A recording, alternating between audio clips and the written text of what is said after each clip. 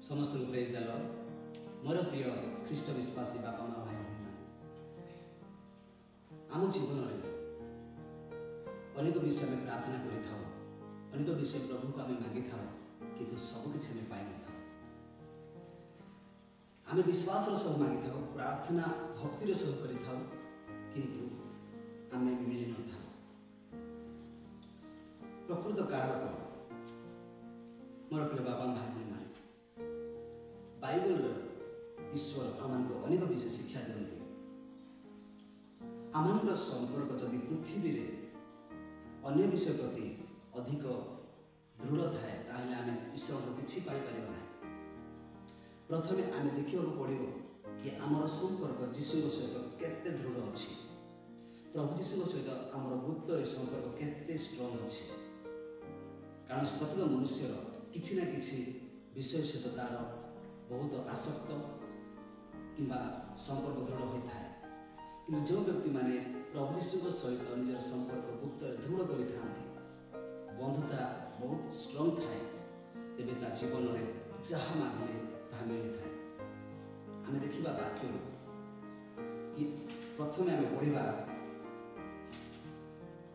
प्रथम जोहन 2 अध्याय 15 पद, संसार केवल से विषय सबको प्रेम न कर, कहीं जदि संसार को प्रेम करे पिता प्रेम ताठारे नहीं।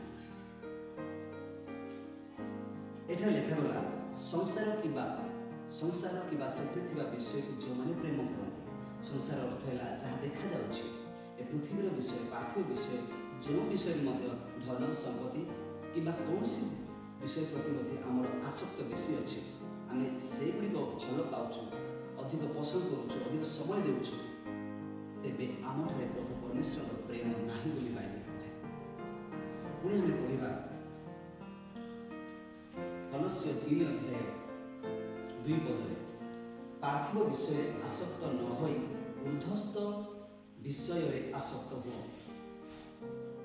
एठारे कहा जाए पृथ्वी विषय प्रति आम केबे आसक्त हेबा नाही, किंतु ऊर्ध्वस्थ स्वर्गीय विषय आत्मिक विषय आसक्त एवं इच्छुक और मनोयोगी हेबा दरकार।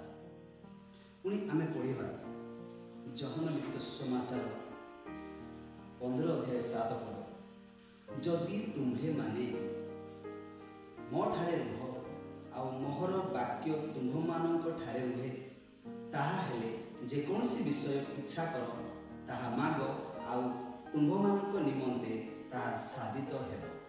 जो यीशु मोर प्रिय बाबा भाई भणी माने बाइबल यीशु ख्रीष्ट क्लियरली कहते तुम्हें जदि ईश्वर ठारे अछ, प्रभु जदि तुम हृदय अच्छा, वाक्य तुम सहित अच्छी एवं यीशु सहित तुम दृढ़ संपर्क अच्छी, तेबे तुम्हें जहाँ मागिले प्रभु ता देवे बोली।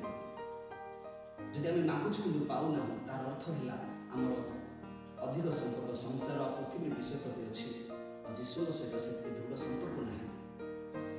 अधिक समय आम पृथ्वी काटुछु, अधिक समय आम यीशु को आत्मिक जीवन में यीशु ठारे काटि पारुना। प्रार्थना हो, वाक्य पढ़ारे हो कि जेकोसी माध्यम आम प्रभु कार्य समय दे पारुना, जदि आम संपर्क यीशु सहित दृढ़ हो पारना। तेणु आम जहाँ मांगे जहाँ प्रार्थना कर सफल होना। तेणु प्रिय बापा माँ भाई बहन मैंने आज भी आम दृढ़ संकल्प करवा कि आम समय और समस्त कार्य प्रभु करने दरकार। अधिक समय प्रभु बिताइले आम यीशु सहित दृढ़ संपर्क होता है।